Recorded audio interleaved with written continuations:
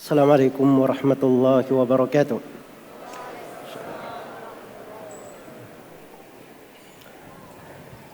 Innal hamdalillah nahmaduhu wa nasta'inuhu wa nastaghfiruh wa na'udzu billahi min shururi anfusina wa sayyiati a'malina.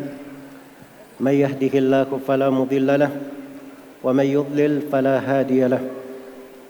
Asyhadu an la ilaha illallah wahdahu la syarika lahu وأشهد أن محمدًا عبده ورسوله يا أيها الذين آمنوا اتقوا الله حق تقاته ولا تموتن إلا وأنتم مسلمون يا أيها الناس اتقوا ربكم الذي خلقكم من نفس واحدة وخلق منها زوجها وبث منهما رجالًا كثيرًا ونساء واتقوا الله الذي تساءلون به والأرحام إن الله كان عليكم رقيبا يا أيها الذين آمنوا اتقوا الله وقولوا قولا سديدا يصلح لكم أعمالكم ويغفر لكم ذنوبكم ومن يطع الله ورسوله فقد فاز فوزا عظيما أما بعد فإن أصدق الحديث كتاب الله وخير الهدي هدي محمد صلى الله عليه وسلم وشر الأمور محدثاتها فإن كل محدثة بدعة وكل بدعة ضلالة وكل ضلالة في النار.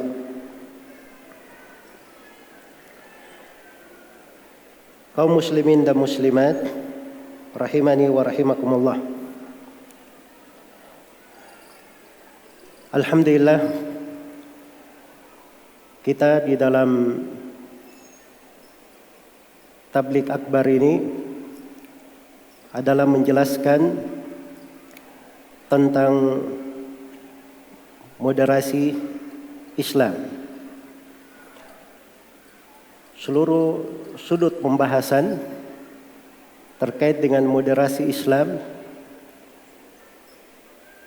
berusaha untuk dipaparkan walaupun hanya melingkup garis-garis besar dari pembahasan untuk menampakkan bagaimana indahnya Islam itu dan untuk memperjelas bagaimana hakikat Islam di dalam bingkai moderasi tersebut.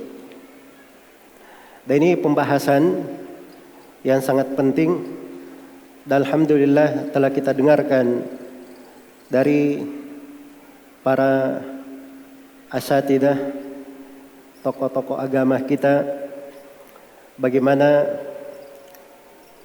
pokok-pokok dari moderasi tersebut di berbagai bingkai pembahasan itu. Di tema saya ini terkait dengan pembahasan penerapan moderasi Islam atau bagaimana moderasi Islam itu mewarnai lingkup-lingkup kedetailan pemahaman agama sampai di pembahasan ilmu hadits. Itu akan tampak bagaimana sikap pertengahan, bagaimana akhlak, keadilan di dalam pembahasan-pembahasan di seputar ilmu-ilmu hadits. Sebagaimana di pembahasan pokok pendalilan terkait dengan 3 jenis ilmu: ilmu usul fikih, ilmu kaidah-kaidah fikih, al-qawaid al-fiqhiyah, dan ilmu maqasidus syariah, maksud atau hikmah dan rahasia pensyariatan. Ini juga 3 jenis ilmu. Siapa yang masuk di dalamnya dan melihat bagaimana pembahasan-pembahasan para ulama seputarnya, maka akan tampak jelas apa yang dimaksud dengan sikap pertengahan, sikap moderat di dalam beragama itu. Sebagaimana nanti juga ada pembahasan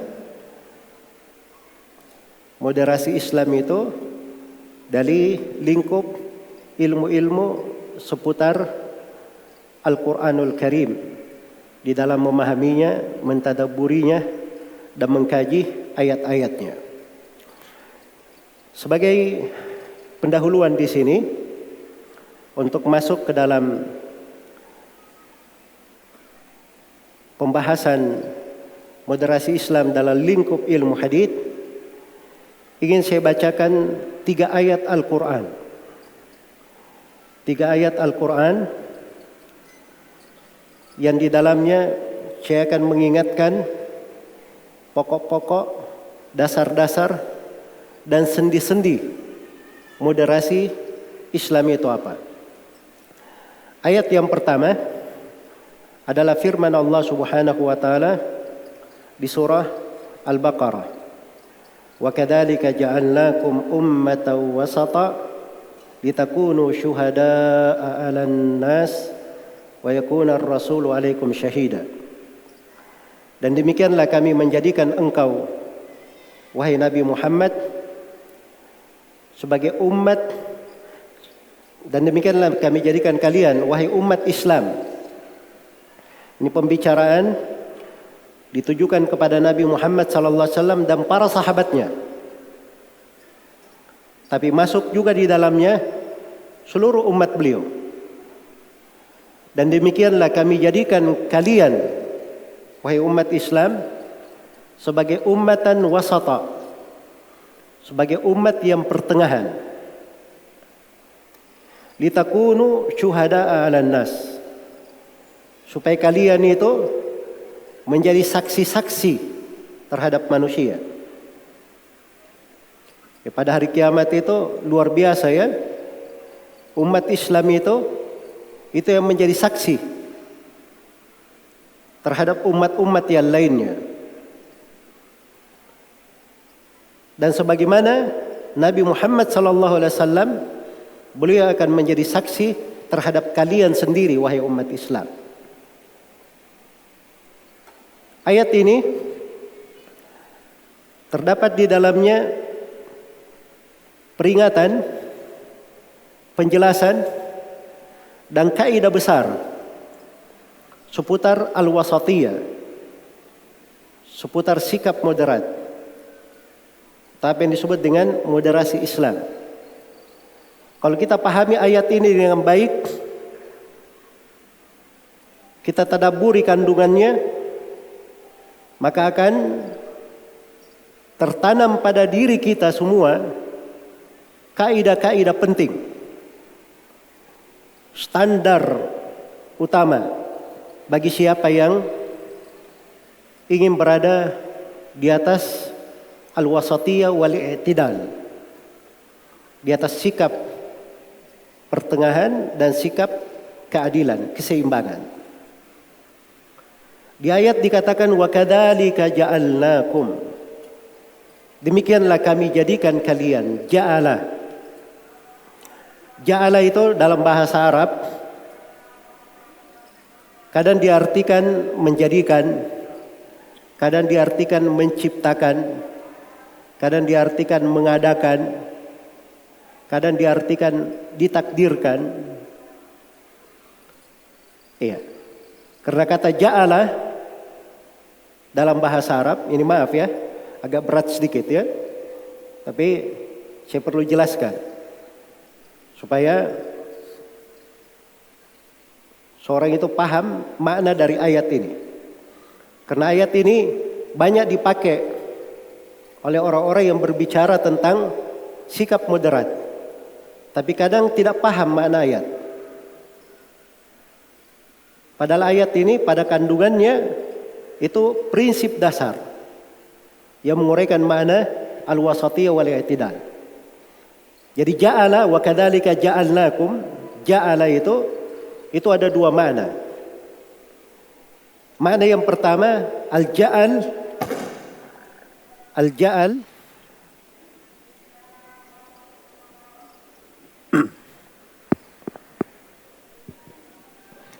tes.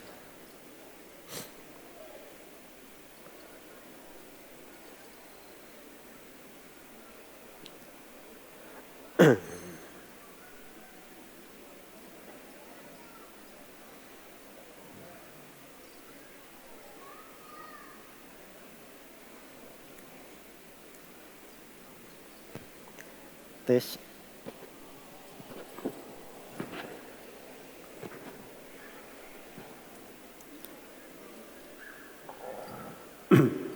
Baik. Dari kata ja'ala itu ada dua makna.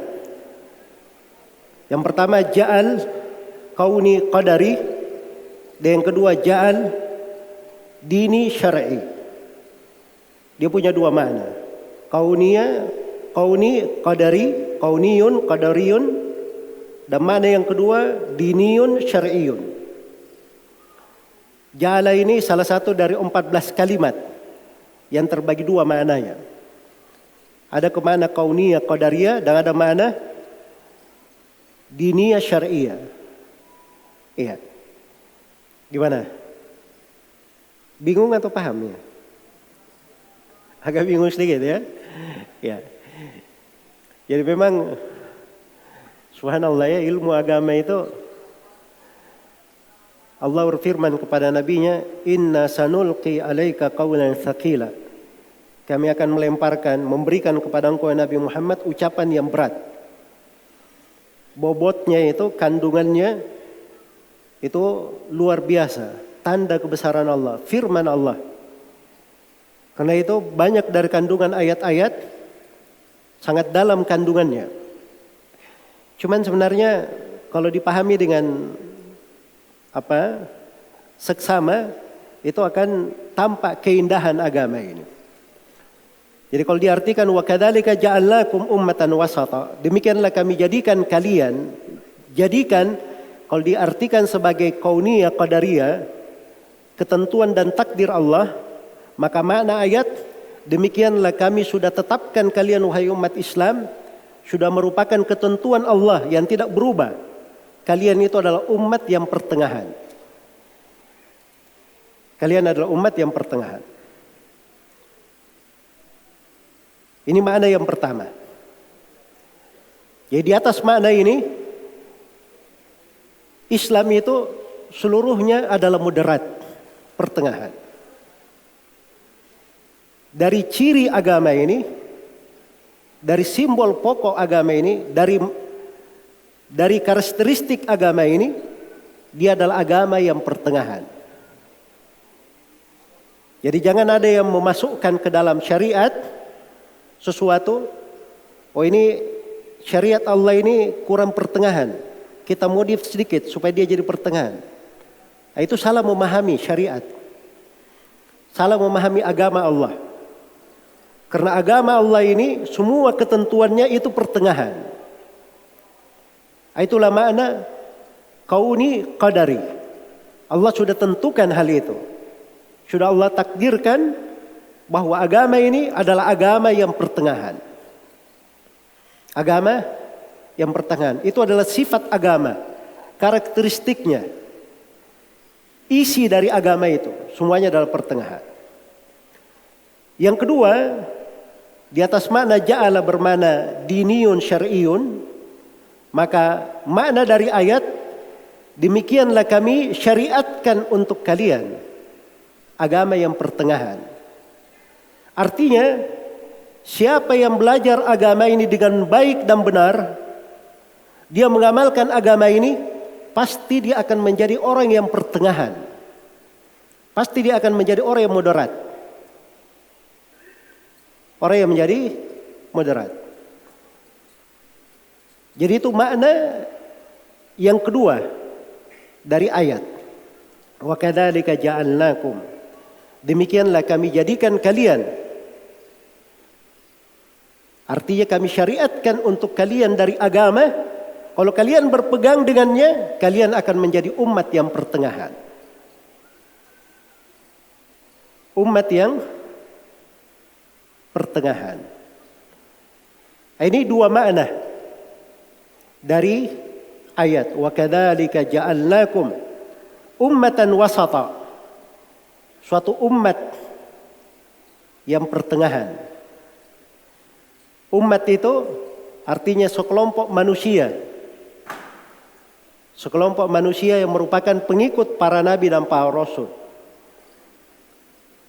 Itu yang disebut dengan umat.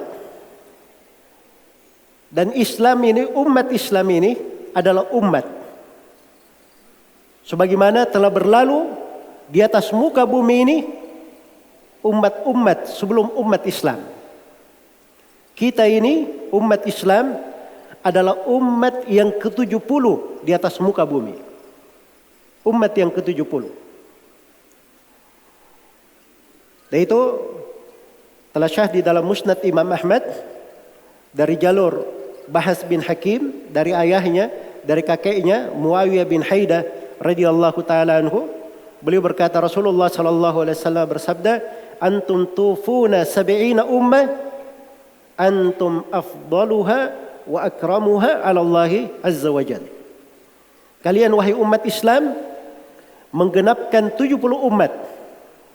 Kalian adalah umat yang paling afdalnya dan umat yang paling mulianya di sisi Allah Subhanahu wa taala. Maka itu keberadaan umat Islam sebagai suatu umat. Kemudian dikatakan wasata, umat pertengahan. Ini kata wasatan ini di penafsiran para ulama ahli tafsir disebutkan oleh Al-Mawardi rahimahullah dari ulama Syafi'iyah, ada 3 makna untuk wasata. Makna yang pertama, wasatan bermakna khiyaran. Bermakna khiyaran. Adalah umat yang terbaiknya. Bermakna yang terbaik. Itu makna khiyaran. Ya.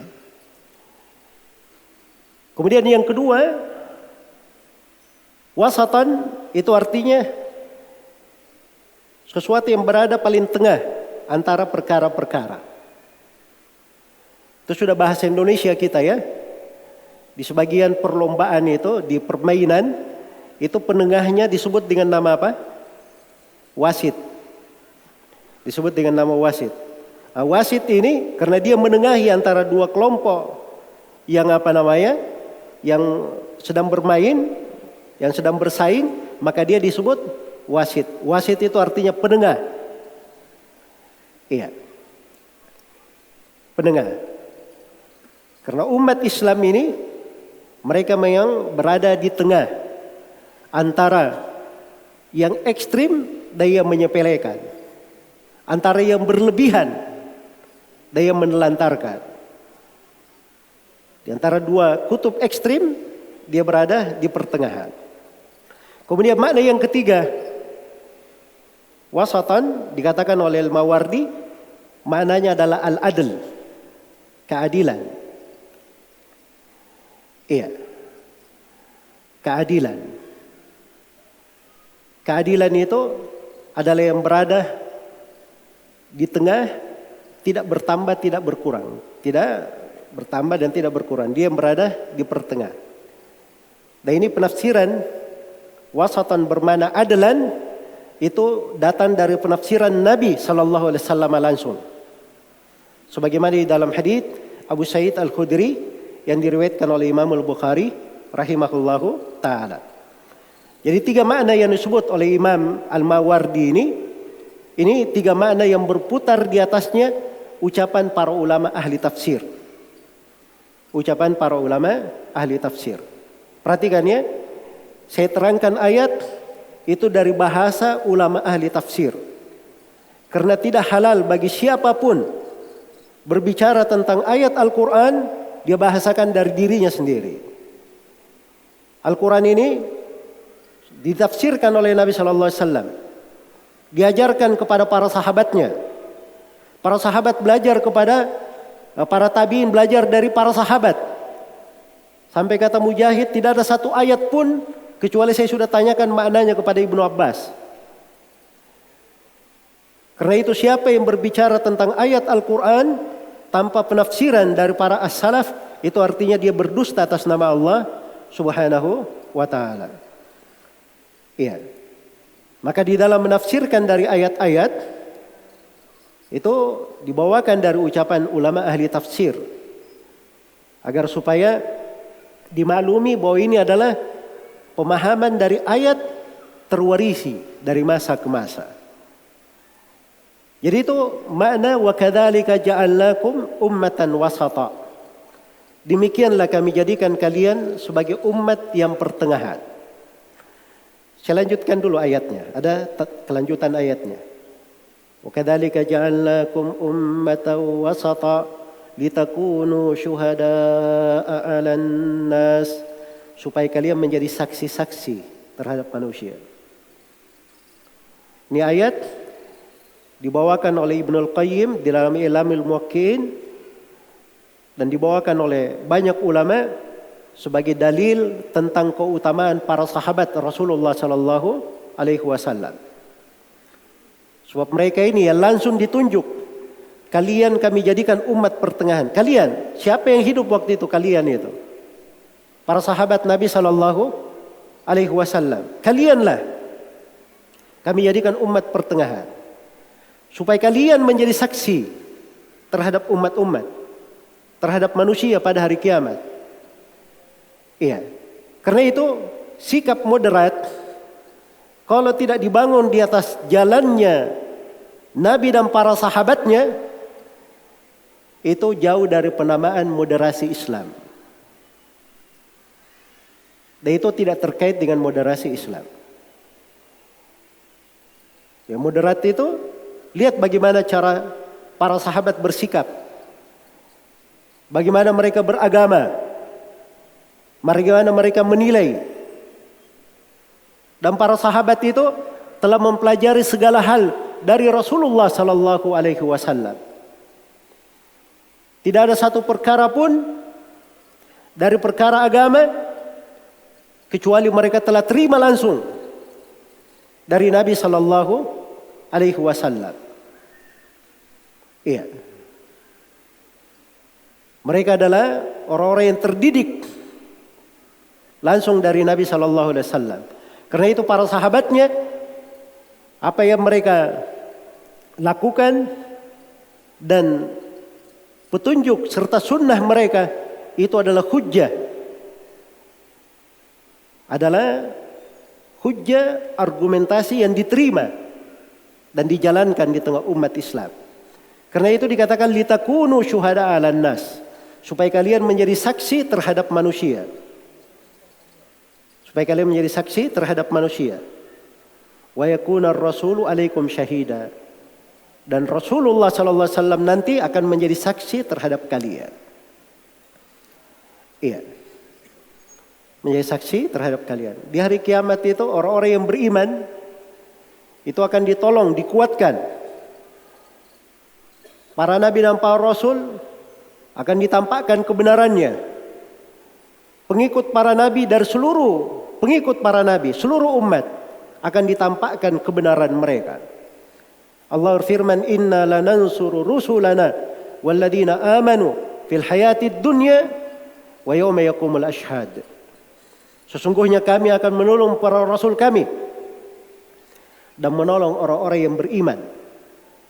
Para rasul dan orang-orang beriman yang mengikutinya semuanya akan ditolong. Pada hari ketika saksi-saksi berdiri mempersaksikan. Nah, disitulah umat Islam mempersaksikan umat-umat lainnya. Oh, ini mereka benar, pengikut para nabi dan para rasul. Mereka begini dan begitu. Itu umat Islam yang mempersaksikan. Dan itu dari keutamaan umat ini. Dari keutamaan umat Islam ini. Baik. Karena itu dari penjelasan ringkas terkait dengan ayat tadi, kita sudah bisa memetik beberapa kaidah dasar seputar moderasi Islam. Kaidah dasar yang pertama, moderasi Islam itu dibangun di atas hal yang mencocoki syariat. Jadi kalau ingin moderat, harus ada dalil dari syariat yang menjelaskan tentang hal itu. Dan harus mencocoki syariat di dalam hal tersebut. Itu namanya moderat. Iya. Karena dimaklumi di dalam kehidupan ini, kalau seorang ingin berada di garis pertengahan, maka dia harus punya ilmu tentang sesuatu. Iya. Sekarang dia mengatakan dirinya penengah. Saya ingin menjadi penengah antara 4 orang. Maka 4 orang itu harus dihitung dulu. 1, 2, 3, 4. Harus dia tunjuk orangnya. Dia berada di tengah, baru bisa. Tapi kalau dia cuma berkata saya mau menjadi penengah, orangnya dia tidak tahu siapa, tidak bisa dia jadi penengah. Sama di dalam ayat ketika kita beri perintah berada di pertengahan. Iya. Orang yang beriman itu dikatakan walladzina idza anfaqu lam yusrifu wa lam yaqturu wa kana baina dzalika qawama. Orang-orang yang beriman itu kalau mereka berinfak, membelanjakan hartanya, mereka tidak berlebihan. Tidak pula kikir. Tapi mereka berada di pertengahan. Ini sifat hamba-hamba Allah. Dalam membelanjakan harta saya, pertengahan. Bagaimana dia tahu sikap pertengahan di situ? Dia tidak berlebihan. Ya dia harus punya ilmu, pengetahuan. Dia tahu misalnya orang kebiasaannya, anggaplah di Maros ini ya. Satu orang itu UMR-nya berapa? Kebiasaan bulanannya itu, pengeluaran bulanannya berapa? Nah, itu diambil standar.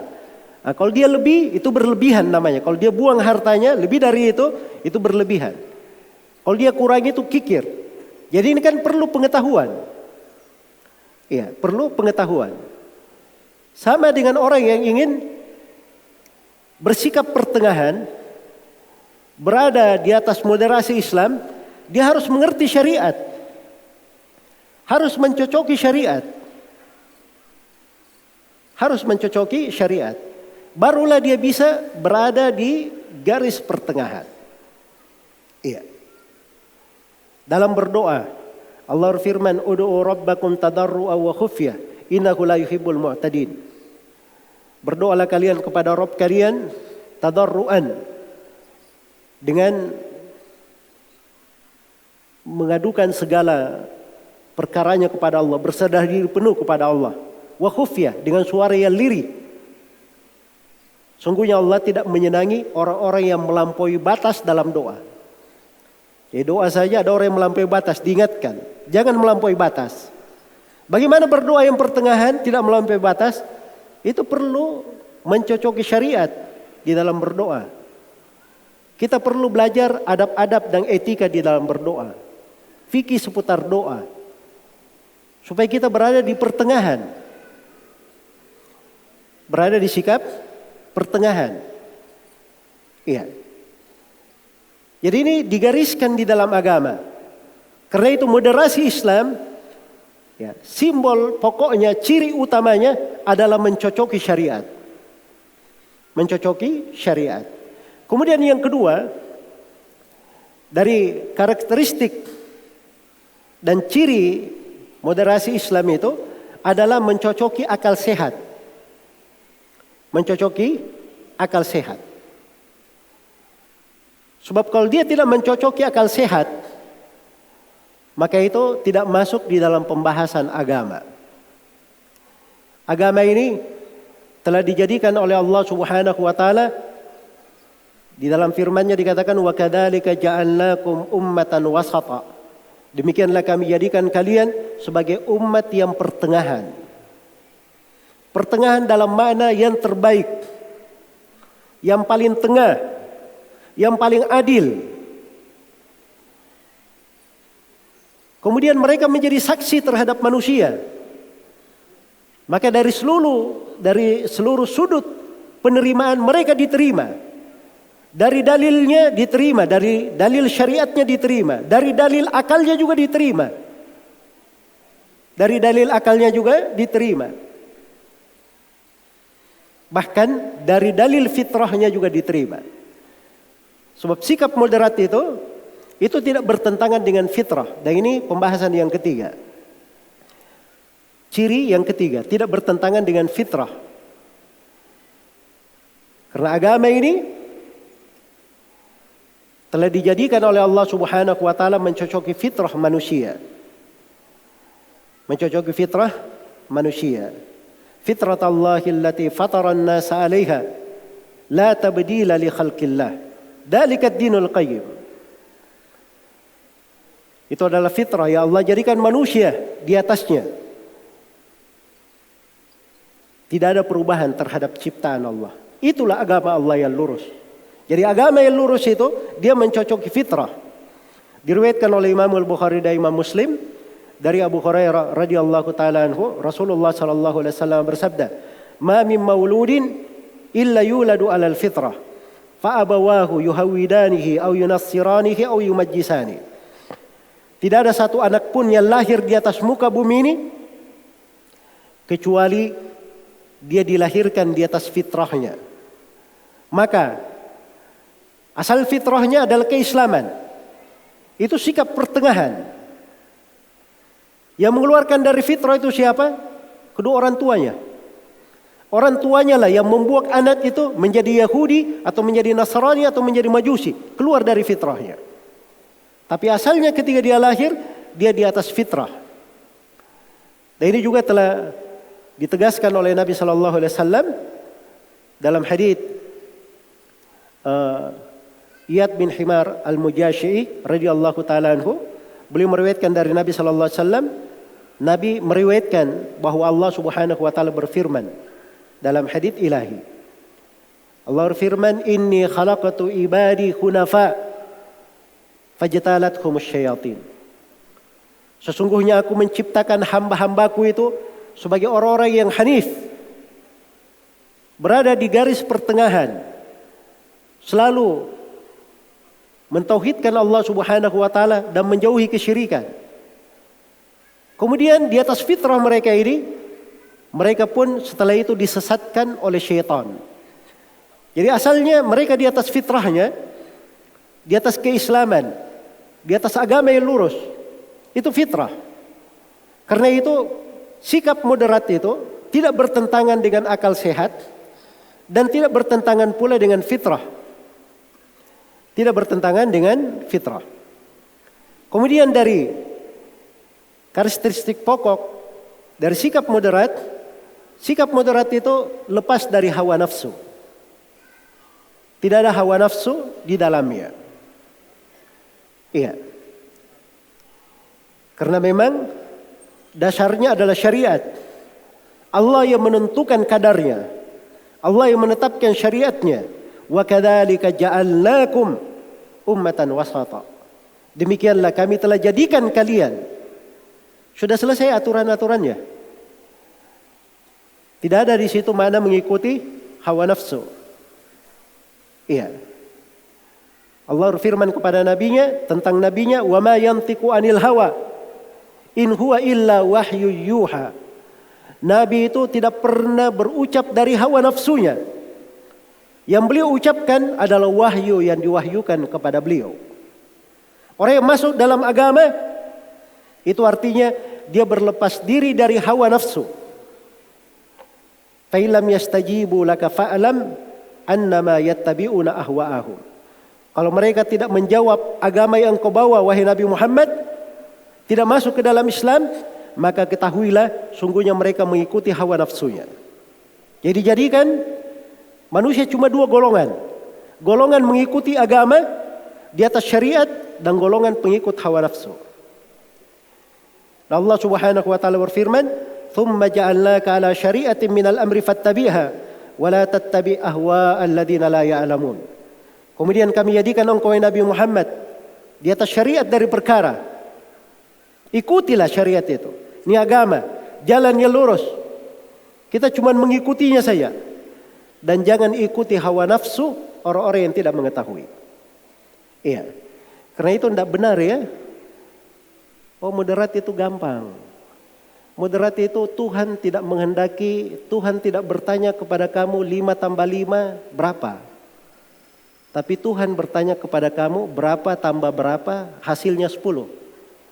Kamu mau jawab 3 tambah 7 boleh, mau menjawab 4 tambah 6 boleh, 5 tambah 5 boleh. Itu moderatnya orang liberal. Agama itu ingin sesuai dengan seleranya, hawa nafsunya. Dia kasih logika untuk orang sepintas lalu, logikanya bagus. Tapi logika itu bukan di situ tempatnya. Tidak benar logika yang seperti itu. Agama ini ada yang memang 5+5, harus 5+5. Ketentuan agama seperti itu. Ini kalau dikasih pembahasan warisan, ya mampus ini tadi orang yang berucap ini tadi. Warisan itu sudah diukur semua kadarnya, aturan-aturannya, ada bagian-bagiannya. Yang sudah diterangkan bagiannya itu disebut sebagai ahli ta'sib. Iya. Itu yang dikasih pembagian, tapi itu semuanya sudah ada aturan cara mewariskannya, cara membaginya. Itu hitungannya sudah jelas. Ketentuan syariat, fardhatan minallah, kewajiban, fardhah dari Allah. Ingin dia rubah ketentuan yang seperti ini dengan logika dia, kamu tidak ditanya berapa tambah berapa, yang penting hasilnya 10. Jadi agama ini ada yang sudah ditentukan. Harus 5+5, 4+6, itu ada yang ditentukan. Ada yang memang cuma diminta angka 10, silahkan cari berapa tambah berapa, yang penting 10. Ada yang seperti itu. Iya. Dan ada yang diberi keluasan. Ada yang malah 1+1, kadang hasilnya 2, kadang 1+1, kadang hasilnya 3. Itu ada di pembahasan agama. Rinciannya bagaimana? Belajar. Ya. Kalau mau tahu cara ngitungnya, belajar. Nah, kalau sekarang saya ditanya, Ustadz bagaimana kok bisa 1+1 jadi 3? Ya belajar dulu makanya. Saya sekarang sulit ngajari kamu karena kamu tidak bisa memahami itu. Ya. Ada orang yang kadang dia beramal dengan amalan yang sama. Ini duduk sama, sana duduk sama. Kita hadir di majelis ilmu ini, semuanya sama di sini, duduk di majelis. Pahalanya di sisi Allah sama? Belum tentu sama. Tergantung niatnya. Tergantung apa alasannya dia duduk di majelis ini. Apa maksudnya? Bagaimana kadar perhatiannya? Bagaimana kadar pengagungannya terhadap ayat-ayat dan hadits-hadits yang dibacakan? Itu semuanya membedakan. Membedakan. Jelas ya? Jadi maksudnya moderasi Islam itu tidak perlu kepada hawa nafsu. Iya. Tidak perlu kepada hawa nafsu. Tapi dia hanya perlu bagaimana kita mencocoki syariat. Mencocoki agama. Dengan itu akan terlahir sikap moderat. Kemudian yang kelima, dari sifat pokok dan ciri utama moderasi Islam itu adalah keadilan, keseimbangan. Karena agama ini dibangun di atas keadilan, bukan kezaliman. Keadilan itu meletakkan segala sesuatu pada tempatnya. Itu yang disebut dengan keadilan. Ingat ya, beda antara keadilan dan kesamaan. Sekarang ini banyak orang yang pakai bahasa, oh keadilan itu semuanya harus sama. Ya. Ini bahasa tidak masuk akal. Katanya moderat, tapi tidak masuk akal. Ya. Komplain anak SD. Dikasih belanja oleh bapaknya cuma 1.000 perak saja. Kakaknya yang kuliah dikasih 20.000 tiap kali ke sekolah. Yang SD ini komplain, masa cuma saya dikasih 1.000 saja? Ini tidak adil. Kenapa tidak adil? Dipakai bahasanya orang yang liberal tadi itu. Katanya moderat itu harus sama. Itu tidak masuk akal. Anak SD dikasih uang sama dengan anak kuliah. Nggak ada orang yang berakal berpikir seperti itu. Anak SD itu keperluannya sedikit. Yang kuliah keperluannya banyak. Diberi lebih itu wajar, biasa. Dalam nafkah juga orang tua itu dianggap berlaku adil namanya. Sebab dia memberikan nafkah kepada anaknya sesuai dengan kadar keperluan. Itu nggak ada masalah. Oh harus moderat, sama. Laki-laki harus sama pembagiannya dengan perempuan. Nah, itu baru adil. Ya. Di warisan itu Allah jadikan laki-laki dapat 2 kali bagian perempuan, laki-laki. Yusikumullahu fi auladikum lidzakari mithlu hadzil unthayain. Allah telah berwasiat kepada kalian, pada anak-anak kalian. Ini wasiat dari Allah. Tempat lain dikatakan yuftikum, Allah memberi fatwa kepada kalian. Di sela-sela pembahasan dikatakan faridatan minallah, kewajiban dari Allah. Ini bukan main-main ya. Allah langsung yang menegaskan hukum-hukum ini. Anak laki-laki itu dapat 2 kali dari bagian perempuan. Dan itu keadilan namanya. Sebab anak laki-laki dia menikah, dia perlu biaya. Anak perempuan biasanya dia dilamar. Dia tidak perlu biaya untuk menikah. Dia dilamar. Jadi itu ada sudut keadilan kalau diperiksa dari pembagian-pembagian syariat itu. Karena itu moderasi Islam dari karakteristik pokoknya adalah al-adl. Dan itu penafsiran langsung dari Nabi sallallahu alaihi wasallam. Ketika beliau tafsirkan ayat wa kadzalika ja'alnakum ummatan wasata, beliau katakan adlan, umat yang adil. Umat yang adil. Karena itu umat Islam ini dia selalu berada di atas sikap pertengahan, di atas keadilan dalam segala hal. Di pembahasan akidah, di pembahasan ibadah, di pembahasan muamalah, di pembahasan pernikahan, di pembahasan peradilan, di pembahasan tentang hudud, hukum-hukum, di pembahasan politik syar'i, di pembahasan tata negara. Itu semuanya dibangun di atas dasar keadilan.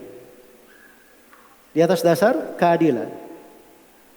Oh, kenapa kalau orang berbuat bid'ah di dalam Islam itu sepakat para ulama untuk memboikot seluruh pelaku bid'ah? Sedangkan kalau penguasa berbuat kezaliman, menumpahkan darah, kita diperintah untuk bersabar. Kita diperintah untuk bersabar. Ini katanya tidak adil. Tidak adil di pikirannya yang rusak. Ya. Tapi kalau di pikiran orang yang mengerti agama, bid'ah ini menyentuh hak Allah dan hak Rasulnya. Ini agama Allah yang diotak-atik. Agama Allah yang dia rubah. Lancang dia dusta atas nama Allah dan Rasulnya. Agama tidak seperti itu. Kita setting sedikit begini. Kita tambah sedikit begini. Itu kan bid'ah seperti itu. Iya. Makanya sepakat para ulama tentang wajibnya untuk memboikot ahlul bid'ah. Dari sudut itu. Tapi terhadap pemerintah yang zalim, kezaliman itu terkait dengan dosa, maksiat.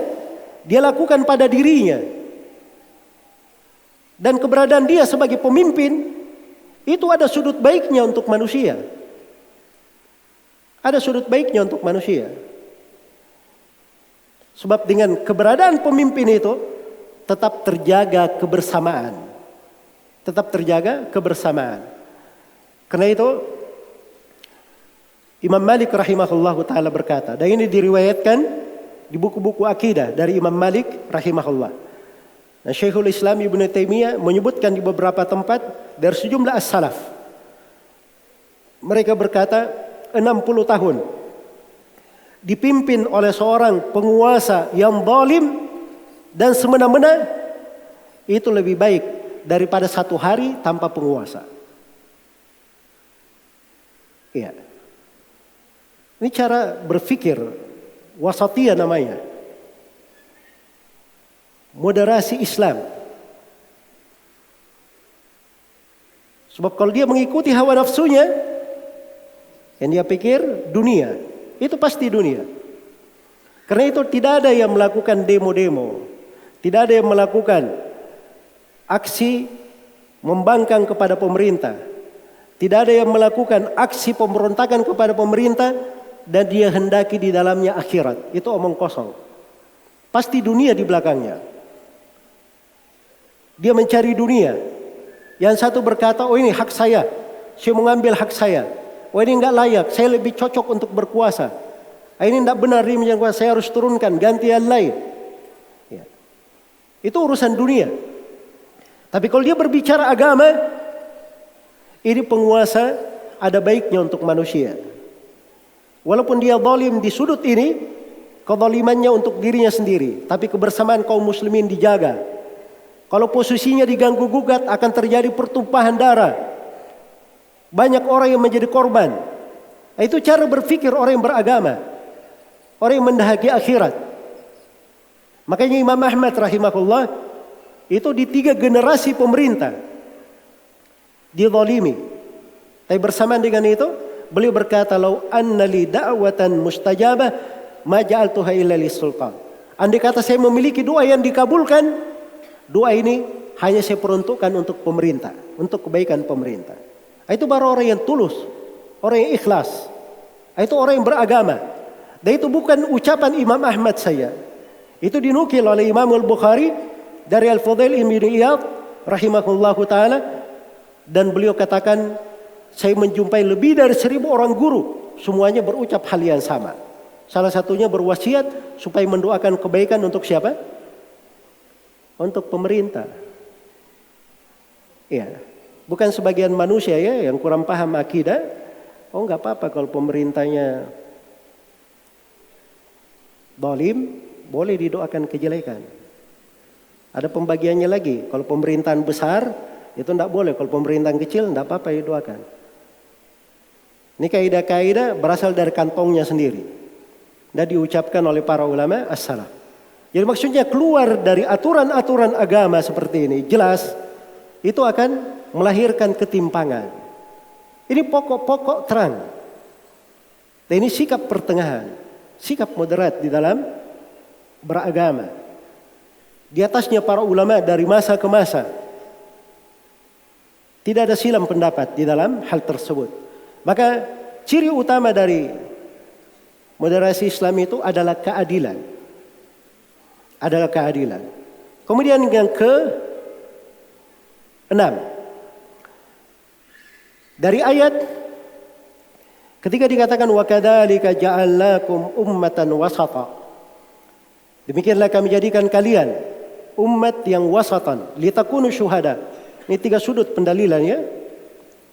Untuk kaidah yang saya akan bicarakan ini. Dari kata yang pertama dari sudut wa kadzalika ja'alnakum. Demikianlah kami jadikan kalian. Kami syariatkan sebagai umat pertengahan. Umat pertengahan 3 makna tadi kita sebutkan dalam penafsiran para ulama.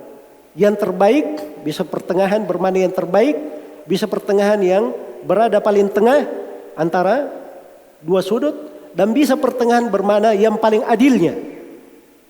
Yang paling adilnya. Iya. Kemudian litakunu syuhada, supaya kalian menjadi saksi terhadap manusia. Ini melahirkan sebuah kaidah besar. Dan ini kaidah ini akan tampak dengan sangat jelas kalau kita masuk di dalam pembahasan ilmu usul fikih. Dan ilmu kaidah-kaidah fikih. Dan ilmu seputar maqasidus syariah. Wasatiyah itu selalu menjaga maksud pensyariatan. Dia selalu memelihara dari kandungan-kandungan pokok pensyariatan. Sebab syariat itu adanya untuk mewujudkan kemaslahatan atau menyempurnakan maslahat. Dan syariat itu ada kadang untuk menghilangkan mafsadat, kalau tidak bisa dihilangkan dikurangi, diringankan terhadap manusia. Itu pokok pensyariatan. Karena itu dari hal-hal yang disyariatkan oleh Allah Subhanahu wa taala, ada yang bersifat daruriyat, ada yang bersifat hajiyat, dan ada yang bersifat tahsiniyat. Ada 3 sifat. Ada yang bersifat daruriyat, perkara aksioma, dijaga di dalam syariat. Dijaga di dalam syariat. Karena itu seluruh konteks pensyariatan itu pasti menjaga daruriyat terkait dengan 5 perkara.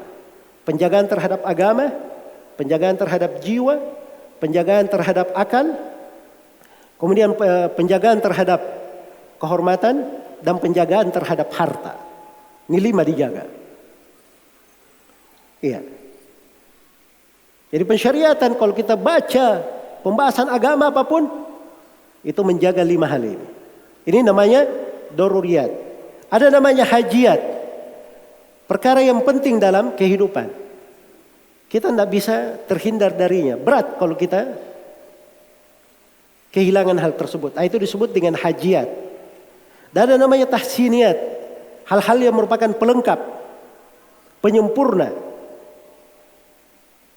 Dan ini dipelihara di dalam beragama. Karena itu kata para ulama rahimahumullahu ta'ala, bersikap itu kita harus menjaga kadar kemampuan kita. Dan bersikap itu juga kadang melihat dari sudut kemungkinan fasilitas yang tersiap untuknya. Iya. Makanya Nabi SAW itu ada hal-hal yang beliau cuma diizinkan ketika di fase Madinah saja. Ketika di Mekah tidak diizinkan untuk beliau hal itu. Seperti misalnya berjihad dengan tangan, berjihad dengan pedang. Itu dilarang ketika berada di Mekah. Tapi disyariatkan di mana? Di Madinah. Untuk Nabi SAW. Itu penjagaan terhadap syariat. Padahal jihad itu adalah syariat Allah yang mulia berlaku sampai hari kiamat. Tapi dia adalah wasilah untuk menuju kepada sebuah puncak. Wasilah ini dipakai kalau dia bermanfaat. Kapan tidak bermanfaat, maka itu tidak dipakai. Tidak dipakai. Sampai di hari kiamat juga seperti itu. Jangan menganggap, oh kalau gitu sekarang kita harus jihad selalu mengangkat pedang. Ya. Pemerintah saat ini semuanya berdosa karena tidak ada yang berjihad. Nah, itu pemikiran orang-orang yang ekstrim. Keliru di dalam memahami. Sebab syariat itu kadang diukur pada sudut kemampuan dan kemungkinan fasilitas yang dimiliki. Ada sudut hal tersebut. Iya. Ada orang-orang yang mengatakan bahwa pemerintah itu pada segala keputusannya, segala hal yang diambil harus diumumkan kepada masyarakatnya. Orang-orang harus tahu. Ini dari mana dia punya kaidah seperti itu? Dia saja di dalam rumahnya, mengatur rumahnya, tidak mungkin seluruh kegiatannya di rumah diumumkan kepada orang-orang di luar. Jangan ke orang-orang di luar, kepada keluarganya saja. Tidak mungkin seluruh hal yang dia lakukan secara pribadi, dia sampaikan kepada orang yang di rumahnya. Sama di dalam pengaturan negara. Ada namanya rahasia-rahasia negara. Itu tidak mungkin dibeberkan semua rahasia negara. Ya. Dan itu diatur di dalam buku-buku seputar politik Islam. Dalam beragama. Ya. Karena itu sebagian orang sekarang membahasakan moderat. Kita harus moderat. Ya. Moderat artinya boleh untuk mengganggu dari wewenang pemerintah. Itu tidak dibenarkan. Itu bukan sikap moderat namanya. Tapi itu adalah sikap yang membahayakan. Itu yang merusak dan memecah belah. Baik. Kemudian dari sini juga ketika para ulama mengatakan bahwa moderasi Islam itu harus mengukur maksud pensyariatan, ya. Kadang agama itu melihat kondisi orang per orang dan kondisi manusia. Kondisi orang per orang dan kondisi manusia. Kadang ada sebagian masalah diberi fatwa kepada satu orang cocok. Tapi kadang diberikan kepada orang lain secara umum itu tidak cocok. Iya. Saya misalnya bercerita tentang ibadah para ulama as-salaf yang luar biasa ibadahnya. Yang kadang sebagian orang dari mereka ada yang sholat malam, setiap malam baca 30 juz. Ya. Ini saya cerita umum ya. Kadang ada sisi negatifnya pada sebagian orang. Wah ini saya ini memang susah untuk berbuat baik kalau kayak gitu. Akhirnya kayak memutus semangat dia. Jelas ya? Jadi cerita ini untuk sebagian orang kadang tidak cocok. Tapi orang yang sudah mulai ibadah, sudah mulai dia baca sholat malam misalnya, mulai rajin, baca 1 juz, ingin kita beri motivasi, kita kasih kisah itu baru cocok. Itu moderat namanya. Ya. Kadang di sebagian tempat manusia diberi dengan suatu pendekatan. Tapi di tempat lain pendekatan itu tidak cocok. Cocoknya pakai pendekatan yang lain. Itu moderat namanya. Sebab ini dia menjaga sendi-sendi agama. Menjaga maksud pensyariatan. Karena syariat ini adalah datang untuk memudahkan. Bukan untuk mempersulit. Yassiru wala tu'assiru. Permudah, jangan kalian mempersulit. Basyiru wala tunaffiru. Beri kabar gembira. Dan jangan kalian membuat orang lari.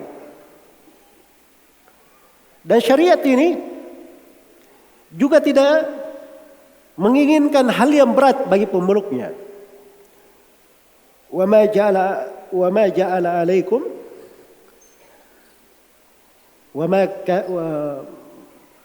ma yuridu Allahu liyaj'ala alaikum min haraj. Allah Subhanahu wa taala tidak menghendaki kesusahan atas kalian. Dan Nabi sallallahu alaihi wasallam bersabda, la darar wa la dirar. Tidak boleh ada bahaya dan tidak boleh ada pembahayaan. Menjadilah kaidah-kaidah besar di dalam pembahasan agama. La darar wa la dirar. Tidak boleh ada bahaya dan tidak boleh ada pembahayaan. Ya, ini semua dari karakteristik dan ciri bagaimana moderasi Islam itu. Kemudian berikutnya ayat pertama ya di surah Al-Baqarah. Ayat yang kedua di surah Al-A'raf adalah firman Allah Subhanahu wa taala, "Wala tufsidu fil ardi ba'da islahiha." Janganlah kalian berbuat kerusakan di atas muka bumi setelah bumi ini diperbaiki. Ini ayat jelas menunjukkan kepada kita bagaimana moderasi Islam itu. Kita dilarang berbuat kerusakan. Karena bumi ini sudah diperbaiki. Bumi ini sudah bagus. Sudah baik untuk kita. Jangan berbuat kerusakan. Apa makna ayat? Di antara mana ayat kata para ulama, bumi ini Allah telah perbaiki. Dengan diutusnya para nabi dan para rasul. Dengan diturunkannya syariat dan agama. Sudah ada aturan. Maka jangan kalian berbuat kerusakan dengan bentuk keluar dari jalannya para nabi dan para rasul, keluar dari tuntunan agama. Karena itu saya kembali menekankan dan menegaskan bahwa moderasi Islam itu adalah suatu hal yang harus selalu mencocoki syariat. Selalu mencocoki syariat, selalu mencocoki fitrah, mencocoki akal sehat, dan dia adalah selalu bersikap adil dan pertengahan, bukan mengikuti hawa nafsu. Kemudian ayat yang ketiga adalah firman Allah Subhanahu wa taala di surah Hud. Allah berfirman kepada nabinya, "Fastaqim kama umirta wa man taba ma'aka wa la tataghaw." Istiqamalah engkau Nabi Muhammad sebagaimana engkau diperintah. Demikian pula orang-orang yang bertobat bersamamu. Iya. Jadi dalam ayat ini penegasan tentang wasatiyah itu.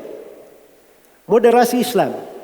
Bahwa moderasi Islam itu dibangun di atas 2 kaidah. Moderasi Islam dibangun di atas 2 kaidah. Kaidah yang pertama, istiqamah di atas agama. Ya. Jadi kalau dia cerita, waduh kamu moderat sedikit lah. Jangan terlalu ekstrim.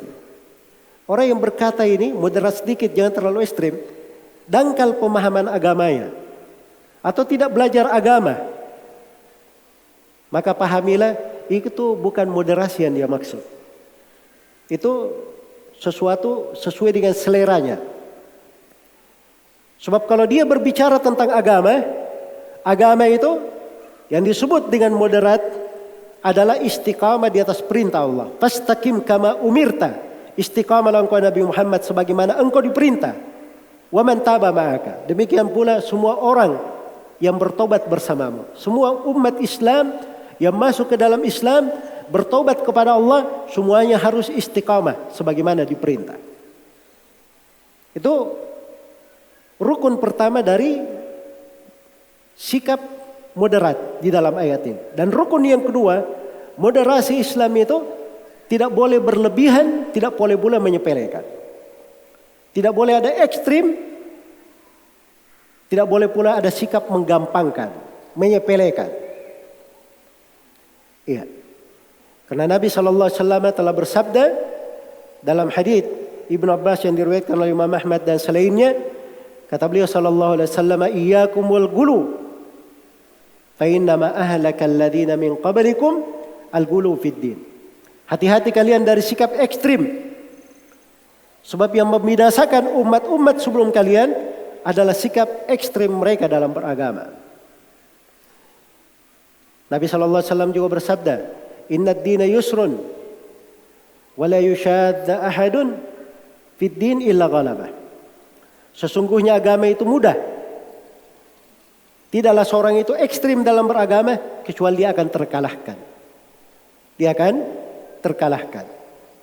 Maka sikap moderat itu istiqamah di atas perintah, tidak berlebihan, tidak pula menyepelekan.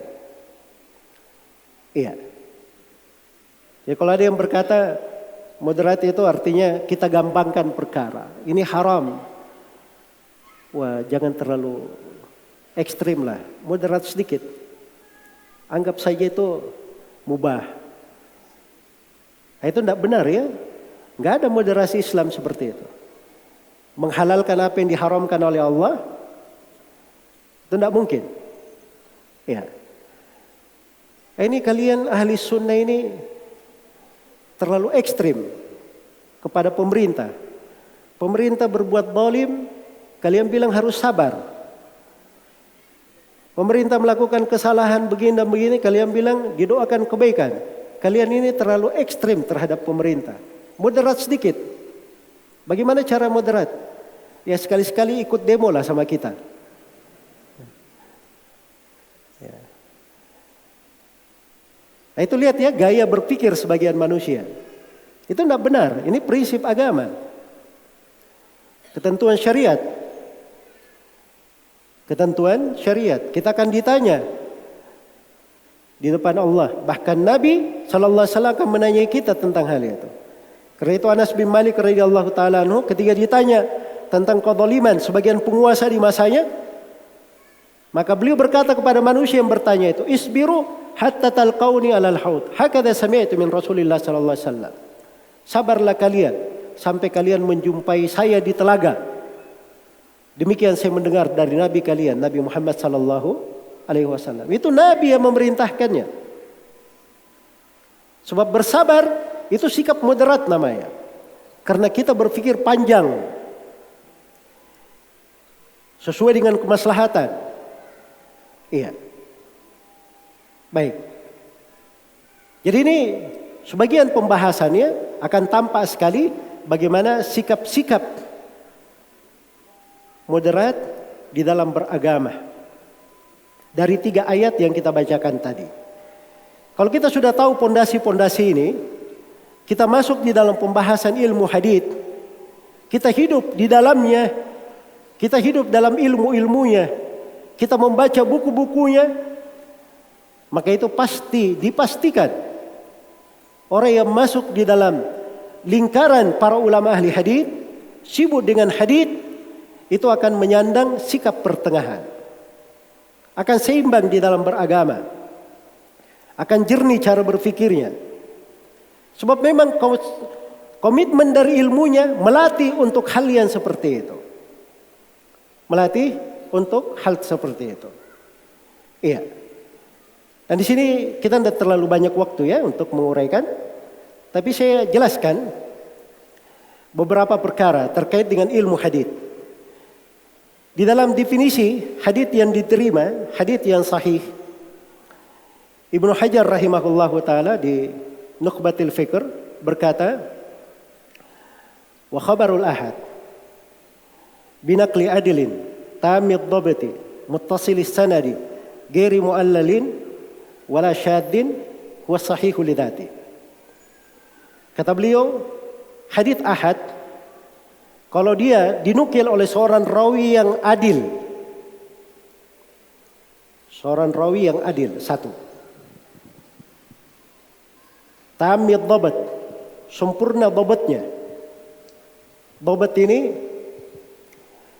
kemampuannya di dalam menguasai riwayat, apakah dari sudut hafalan atau dari sudut tulisan. Kemudian yang ketiga, muttasilus sanad, bersambung sanadnya. Kemudian yang keempat, ghairu muallal. Haditsnya bukan hadits yang ada illah di dalamnya, bukan mengandung cacat. Wala syadzin, dan bukan hadits yang syadz. Bukan hadits yang syadz. Ya, kalau terpenuhi 5 syarat ini, maka itu disebut sebagai hadits yang sahih lidzatihi. Jadi tadi saya sebutkan hadits sahih ada berapa ketentuannya? Ada 5. Pertama, rawinya seorang yang adil. Apa artinya seorang rawi yang adil? Tapi sebelum saya nyambung ke sana, saya ingin terangkan dulu sudut kebersambungan moderasi Islam dengan pembahasan ilmu hadits. Di dalam sebuah hadits dari Rasulullah sallallahu alaihi wasallam, dan ini hadits dikuatkan oleh sejumlah ulama, Nabi sallallahu alaihi wasallam bersabda, "Yahmilu hadzal ilm min kulli khalafin uduluhu yanfuna anhu tahrif al-ghalin wa intihal al-mubtilin wa ta'wila al-jahilin." Sesungguhnya ilmu agama ini akan disandang, akan dibawa, dipikul pada setiap generasi oleh orang-orang adilnya. Nah, ini orang-orang moderat. Inilah yang menyandang ilmu agama. Orang yang adil, terpilihnya, terbaiknya. Dia menyandang ilmu agama. Bagaimana sifat mereka? 1. Yamfuna anhu tahrifal ghalin. Mereka menjaga agama ini dari penyelewengan yang dilakukan oleh orang-orang ekstrim. Itu tugasnya orang yang beragama. Ada orang yang ekstrim, merubah-rubah syariat, maka mereka yang berdiri membela agama, membersihkan agama dari orang-orang yang seperti itu, dari penyelewengan-penyelewengan mereka.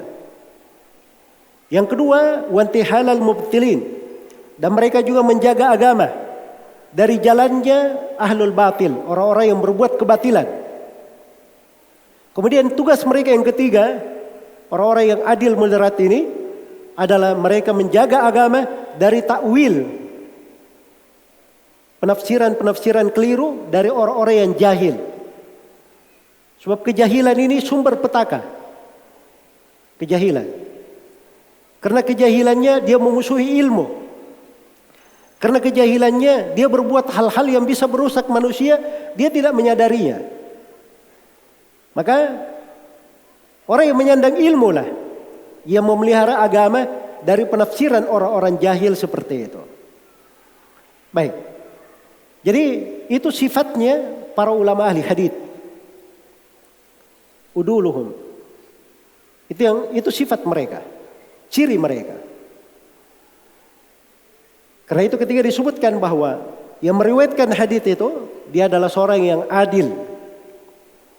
Adil itu kata Ibnu Hajar adalah sebuah pembawaan yang mengantar seseorang ala mulazamati taqwa wal muru'ah, yang membuat dia bertakwa dan menjaga muru'ahnya. Kalau di bahasa Ibnu Salah, beliau bahasakan al-adil itu dia seorang muslim, balik, akil, berakal, dan dia selamat dari sebab kefasikan, as-salim min asbabil fiski wa khawarimil muru'ah. Dia selamat dari sebab kefasikan dan hal-hal yang menghilangkan muru'ah, menghilangkan wibawa. Jelas ya? Misalnya menghilangkan muru'ah, dia kencing di jalan raya misalnya. Ya. Nah, itu bukan adil ya yang seperti itu. Tapi yang adil itu dia seorang muslim, balik, akil, dia selamat dari kefasikan. Dan selamat juga dari sebab-sebab yang hilangkan muru'ahnya. Nah, ini rawi ini, untuk dia mengetahui adil atau tidak, nah itu ada cara-caranya. Ada cara menilainya, menimbangnya. Ya. Sebagaimana syarat yang kedua, dia adalah seorang yang dhabit, tamid dhabt, sempurna dhabtnya. Artinya dia kalau dia punya hafalan, dia menghafal riwayatnya itu sangat kuat. Bagus dia menghafal riwayatnya. Nah, itu disebut tamid dhabt. Dia menghafal riwayat itu, dia mampu menghadirkan riwayatnya kapanpun dia kehendaki, dimanapun dia kehendaki. Nah, itu yang disebut tamid dhabt. Dari sudut hafalan. Bisa juga tidak dia hafal, tapi dia punya tulisan hadis itu terpercaya. Jadi dia punya buku, dia datang ke guru belajar, terima riwayat, gurunya mendikte hadis. Diambil penanya, dia tulis riwayatnya. Selesai guru itu membaca riwayatnya, maka dia datang lagi ke gurunya. Dia berkata, tadi saya tulis begini dan begini. Kata gurunya, ya semuanya benar. Kalau dia tidak lakukan itu, dia lihat ke kawan-kawannya yang senior atau orang yang terpercaya juga. Dia tanya, tadi riwayat ini begini-begini. Dia pastikan, sudah yakin yang dia tulis benar. Ini namanya bukunya terpercaya. Kalau sudah terpercaya yang dia tulis, bukunya ini dia pelihara. Tidak dia kasih ke sembarang orang. Tapi dia jaga. Jangan sampai dikasih orang ada yang masukkan hadits yang bukan hadits dia. Tapi dia jaga bukunya. Nah, ini orang yang sempurna dhabtnya namanya. Dan ini para ulama di dalam mengukur adalah dan dhabt ini, itu mereka subhanallah. Untuk melacak rawi itu terpercaya atau tidak, mereka melakukan hal-hal yang menunjukkan keseimbangan, keadilan dan penjagaan terhadap syariat. Penjagaan terhadap syariat. Iya. Dan ini ceritanya panjang ya. Karena ini kita masuk ke detailan tentang ilmu-ilmu seputar rawi. Iya. Kemudian di dalam menilai, ya rawi itu secara umum dia diterima riwayatnya dikatakan adil dan dhabt apabila satu ada istifadhah. Sudah tersohor bahwa dia ini rawi yang bagus dan terpercaya. Satu. Terus yang kedua, dia dikuatkan, dita'dil, direkomendasi oleh sejumlah ulama ahli hadis yang terpercaya, yang mengetahui riwayat. Dan ini orang-orangnya dimaklumi. Ya, orang-orangnya dimaklumi. Karena para ulama yang menghafal rawi-rawi itu jumlahnya tidak banyak. Seperti misalnya Imam Al-Bukhari, Imam Muslim, Abdurrahman bin Mahdi, Syu'bah bin Al-Hajjaj, Yahya bin Said Al-Qattan, Abu Hatim Ar-Razi, Abu Zur'a Ar-Razi, Sufyan Ats-Tsauri. Ya. Ini semuanya dari ulama ahli hadis. Mereka kadang tahu si rawi ini dia punya hadis dari Nabi SAW jumlahnya sekian ratus. Riwayatnya yang benar sekian dan riwayatnya yang keliru sekian. Rawi ini dia punya riwayat begini dan begini. Dia satu kali duduk dengan rawi dia tahu semua riwayatnya. Nanti kali berikutnya dia ketemu rawi itu lagi, dia duduk lagi. Dia dengar riwayatnya, ternyata riwayatnya tidak berubah dari apa yang dia hafal sebelumnya. Ini berarti rawinya hafal riwayatnya benar. Maka dia rekomendasi ini fulan thiqah, terpercaya. Nah, itu diterima dari ulama yang seperti itu. Karena memang mereka hidupnya seperti itu. Itu ada dari ulama ahli hadis. Tapi bersamaan dengan itu, tidak semua ucapan ulama ahli hadis itu langsung diterima. Tapi kadang dilihat, apalagi ketika terjadi ta'arud al-jarh wa ta'dil. Ada yang memuji, ada yang mencela. Maka ketika terjadi hal ini harus dipastikan ada kaidah-kaidah yang dipakai oleh para ulama. Misalnya kalau dia berasal dari seorang imam. Ibnu Ma'in misalnya berkata tentang Al-Ala bin Abdurrahman Al-Madani bahwa beliau adalah seorang rawi yang terpercaya, thiqah. Tapi di tempat lain beliau berkata dia ini dhaif, lemah. Yang mana yang diterima? Itu ada ukuran keadilan di dalam menilai. Maka kita periksa, ternyata ketika Ibnu Ma'in berkata lemah, di situ beliau ditanya di posisi diperbandingkan antara Al-Ala bin Abdurrahman dan Said Al-Makburi. Ditanyakan kepada Yahya bin Ma'in, yang mana yang lebih kuat? Yang mana yang lebih kuat? Said Al-Makburi atau Al-Ala? Kata beliau, Said Al-Makburi thiqah, Ala dhaif. Maka nampak dari jawaban di sini bahwa di sini jawabannya pelemahan itu dari sudut perbandingan. Jadi kalau Al-Ala dibandingkan dengan Said Al-Makburi, tidak ada apa-apanya Al-Ala. Al-Ala ini dihitung dhaif. Tapi di sudut yang lainnya dia sebenarnya rawi yang terpercaya. Karena itu haditsnya ada di Sahih Muslim. Walaupun tidak dipakai oleh Al-Bukhari, tapi dipakai oleh Imam Muslim dan dipakai oleh banyak dari ulama. Ya, paling sedikitnya haditsnya dihasankan, diterima. Itu caranya. Kadang kalau berasal dari dua orang imam, itu kita harus merinci. Ada sebagian ulama yang kadang sebagian pembicaraannya itu dia agak ketat dalam menilai rawi, terlalu keras. Ada yang sebagian ulama pertengahan. Itu di setiap tabaqat ada. Misalnya antara Syu'bah bin Al-Hajjaj dan Sufyan Ats-Tsauri. Syu'bah itu mutasyaddid. Beliau agak tegas. Sufyan Ats-Tsauri pertengahan. Di tabaqat berikutnya Yahya bin Sa'id Al-Qattan dengan Abdurrahman bin Mahdi. Yahya bin Sa'id Al-Qattan itu tegas.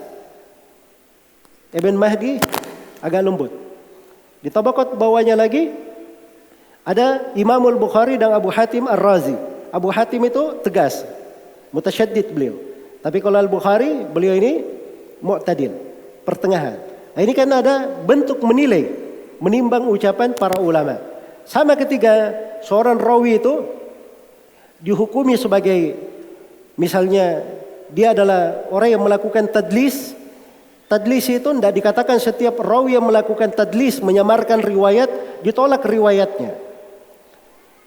Karena dipakai oleh Al-Ala'i rahimahullah di dalam Jami'ut Tahsil, beliau membagi rawi-rawi mudallisin menjadi 5 tingkatan. Menjadi 5 tingkatan. Tingkatan yang pertama, ada yang tadlisnya sedikit, jarang sekali. Ini tidak dipermasalahkan. Seperti Abu Nuaim Al-Asbahani, Sufyan Ats-Tsauri, ini tidak dipermasalahkan. Yang kedua, di tabaqat yang kedua ada tadlisnya tapi sedikit. Kalau yang pertama jarang, ini yang kedua sedikit. Ini seperti Sufyan ibnu Uyainah. Mereka para imam, dimaafkan. Karena itu riwayat-riwayatnya ada di Bukhari dan Muslim dipakai, enggak dipermasalahkan. Kemudian yang ketiga, ada yang tadlisnya banyak. Tapi silam pendapat para ulama, ini diterima atau tidak? Diterima atau tidak? Kemudian yang ketiga, ada yang tadlis, yang keempat, tadlisnya disepakati oleh para ulama tidak diterima kecuali kalau dia pakai haddatsana atau sami'tu. Kata yang menunjukkan dia mendengar langsung dari guru. Dan tingkatan yang kelima, ini adalah rawi-rawi yang mengumpulkan antara tadlis dan kelemahan. Dia ada kelemahannya, tapi mudallis juga. Seperti Abdullah bin Lahiyah, Abu Janab Al-Kalbi, dan yang semisal dengannya. Iya. Jadi ini di dalam menilai pun para ulama beraneka ragam. Ada tingkatan di dalam menilai. Sama dengan kekuatan murid-murid rawi. Kadang seorang guru, dia punya murid bertingkat-tingkat. Misalnya seperti Qatada. Qatada muridnya di tingkatan pertama ada Said bin Abi Aruba, Syu'bah bin Al-Hajjaj, Hisham ibnu Abdillahi Ad-Dastuwai. Terus ada tingkatan di bawahnya. Sama dengan Imam Az-Zuhri, Muhammad bin Muslim bin Ubaidillah bin Abdillah. Ini beliau punya murid-murid sampai Imam Muhammad bin Yahya Ad-Duhli punya buku judulnya Az-Zuhriyat. Tingkatan rawi-rawi yang meriwayatkan dari Az-Zuhri. Ya. Jadi ketika masuk di dalam hal tersebut, cara berpikir itu seimbang. Sebab orang itu tidak bisa dihukumi dengan satu hukum. Tapi harus dinilai sesuai dengan kadar kedekatannya kepada guru. Berapa lama dia berguru. Ya, kekuatan hafalannya, riwayatnya. Itu semuanya adalah bentuk penilaian. Ya. Kemudian di dalam ilmu hadits itu juga ada yang disebut dengan nama takhrij dan dirasatul asanid. Karena itu kata Ibnu Ma'in, kata Ibnu Al-Madini rahimahullahu taala, al-bab idza lam tujma' turuquh lam yatabayyan khata'u. Bab pembahasan itu kalau dikumpulkan pintu jalan jalur-jalur riwayatnya tidak akan tampak kekeliruan dari riwayat. Jadi sebuah riwayat itu kadang kalau mau dinilai ini riwayatnya lurus atau tidak, kita harus kumpulkan seluruh jalur riwayatnya, baru kelihatan ini riwayat benar atau tidak. Iya. Dan ini pembahasan menunjukkannya bahwa para ulama ahli hadits itu betul-betul seimbang di dalam apa? Menilai, di dalam mengkritik, dan kelihatan bahwa mereka itu berbicara membela hadits Nabi sallallahu alaihi wasallam itu di atas agama, di atas ketakwaan, di atas wara. Di atas wara. Ya, dan ini dari mana-mana yang indah sekali kalau kita pelajari pembahasan ilmu hadits. Baik, waktunya sudah habis di sini ya. Dan saya ingatkan di sini bahwa ilmu ini seseorang itu apabila ingin lebih dekat kepada agamanya, dia ingin masuk ke dalam pembahasan hadits Rasulullah sallallahu alaihi wasallam, maka dia banyak baca dari buku-buku hadits. Rajinlah baca Sahih Al-Bukhari, Sahih Muslim, Sunan Abi Dawud, Sunan At-Tirmidzi, Sunan An-Nasai, Sunan Ibnu Majah, Musnad Imam Ahmad, Musnad Abi Dawud At-Tayalisi, ya, Musnad Abi Ya'la, dan selainnya dari buku-buku hadits. Baca buku-buku itu. Lihat bagaimana hari-hari kehidupan Nabi SAW dan para sahabatnya. Lihat bagaimana ulama Islam itu hidup.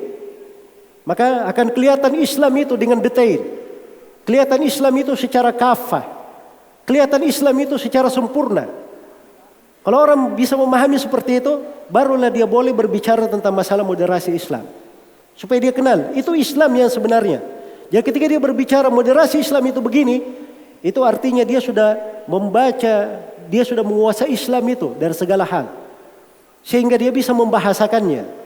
Dia bisa mendekatkannya kepada manusia. Yang dimaksud dengan moderasi Islam itu adalah begini dan begini.